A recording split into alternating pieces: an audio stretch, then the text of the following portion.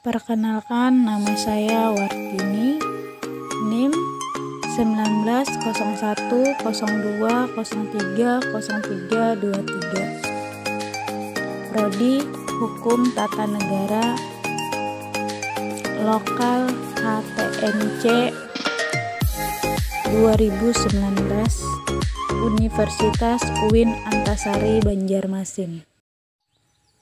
Saya akan menjelaskan tentang fikih politik. Fikih berasal dari kata kerja lampau, yaitu fakihah atau fakuha. Arti kata fikih adalah al-fahmu, pemahaman, dan kecerdasan. Makna fikih bukan hanya sekedar tahu, tetapi pemahaman yang harus menggunakan akal setelah melalui usaha yang keras.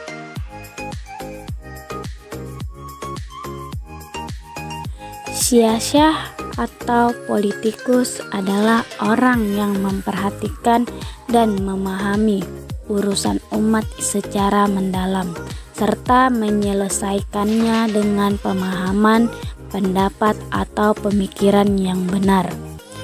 Politik adalah pemahaman yang mendalam tentang urusan-urusan umat baik internal maupun eksternal. Politik dibagi menjadi 3, yaitu 1. Syar'i. Politik yang membawa seluruh umat manusia pada ketentuan-ketentuan syariat. Khilafah Islamiyah berfungsi untuk menjaga agama dan mengatur urusan-urusan dunia. 2. Non-syar'i atau konvensional. Politik yang membawa manusia pada ketentuan-ketentuan pandangan manusia yang diterjemahkan ke Undang-Undang Dasar Konvensional, hukum konvensional sebagai ganti dari syariat Islam. 3. Politik jahiliyah. Politik yang menolak politik syar'i, politik yang tidak memiliki agama. Pada dasarnya dalam fikih politik ini adalah bagaimana seseorang memahami dan mampu menyelesaikan permasalahan umat ini secara mendalam. Dalam Al-Quran telah dijelaskan tentang hukum pemerintahan, orang-orang yang memerintah, berlaku adil dalam memerintah, sikap taat dari rakyat kepada pemimpin, prinsip musyawarah antara pemimpin dan rakyat, serta masalah-masalah politik yang lainnya. Sunnah Rasulullah merupakan salah satu sumber dalam memahami fikih politik. Kitab-kitab fikih seperti ini akan lebih memperdetil fikih politik. Dalam pemahaman Islam Amerika, politik tidak mendapatkan tempat dalam Islam. Namun, Hasan al-Banna telah memunculkan kembali kesadaran politik melalui fikih politik Islam selama ini. Hasan al-Banna menjelaskan dengan berbagai bukti yang kuat bahwa Islam datang dengan membawa ajaran politik untuk membahagiakan umat manusia secara keseluruhan. Pemerintahan itu menjadi Islam karena agama pelakunya, komitmen mereka atas akhlak agama Islam, dan karena melaksanakan hukum-hukum syariat. Menurut Hasan al-Banna, pemerintahan Islam adalah bagian yang substantif. Islam tidak dapat direalisasikan sebagaimana yang dikehendaki Allah jika tidak ada pemerintahan yang menerapkan hukum-hukumnya dalam semua bidang kehidupan, baik politik, ekonomi, peradilan, hubungan internasional maupun yang lainnya. Adapun beberapa kewajiban-kewajiban dalam pemerintahan Islam sebagai berikut. 1. Menjaga keamanan dan melaksanakan undang-undang. 2. Menyelenggarakan pendidikan. 3. Mempersiapkan kekuatan. 4. Memelihara kesehatan. 5. Memelihara kepentingan umum. 6. Mengkokohkan akhlak. 7. Menyebar dakwah. Ketika kewajiban-kewajiban tersebut harus dipenuhi, maka ada pula hak yang harus ditunaikan dalam pemerintahan, yaitu diantaranya loyalitas rakyat, sikap taat, dan membantu dengan jiwa dan harta. Pada pemerintah yang tidak menerapkan ajaran Islam, maka tidak boleh mendapatkan pengakuan. Umat Islam harus berusaha mencopot pemerintahan ini dan memaksanya untuk mundur dari kursi kekuasaan, karena penerapan syariat Islam adalah prinsip dasar bagi agama ini. Dalam dakwahnya, Hasan al-Banna juga menerapkan sistem bertahap, di mana tahap awal akan mengantarkan ke tahapan berikutnya. Tahap pertama merupakan pengenalan dengan tujuan dakwah dan sarana-sarana jamaah, serta mengajak masyarakat untuk mengikuti pemikiran Islam tentang program perubahan seperti yang diserukan Ikhwanul Muslimin. Tahap kedua, pemilihan kader-kader yang memiliki kesanggupan untuk berbuat dan memulai kehidupan serta mendirikan negara Islam.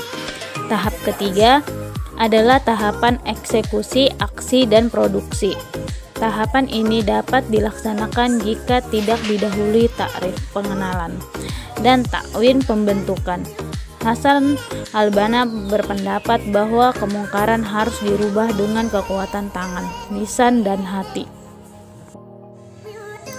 Khilafah merupakan kekuasaan umum yang tertinggi dalam agama Islam. Orang yang menjabat disebut sebagai khalifah. Untuk menegakkan kembali khilafah ini dibutuhkan usaha-usaha yang panjang dan langkah-langkah yang panjang. Dari risalah Ikhwanul Muslimin Tahta Rayatil Quran, Hasan al-Banna menegaskan, kami menghendaki terwujudnya pribadi muslim, keluarga muslim, masyarakat muslim, dan pemerintahan muslim. Didirikan atas 3 kaidah. 1. Pemimpin yang bertanggung jawab di hadapan Allah dan manusia. 2. Persatuan umat Islam atas dasar akidah Islam. 3. Menghormati kehendak umat melalui kewajiban bermusyawarah, mengambil pendapat dari umat Islam, dan menghormati pemerintah atau larangan dari umat. Dalam pandangan Islam tentang wanita dan hak-haknya, 1. Islam telah mengangkat martabat kaum perempuan dan menjadikan mereka sebagai partner bagi laki-laki dalam semua hak dan kewajiban. Islam juga mengakui hak perempuan, baik hak pribadi, sipil maupun politik. 2. Islam membedakan antara hak laki-laki dan perempuan.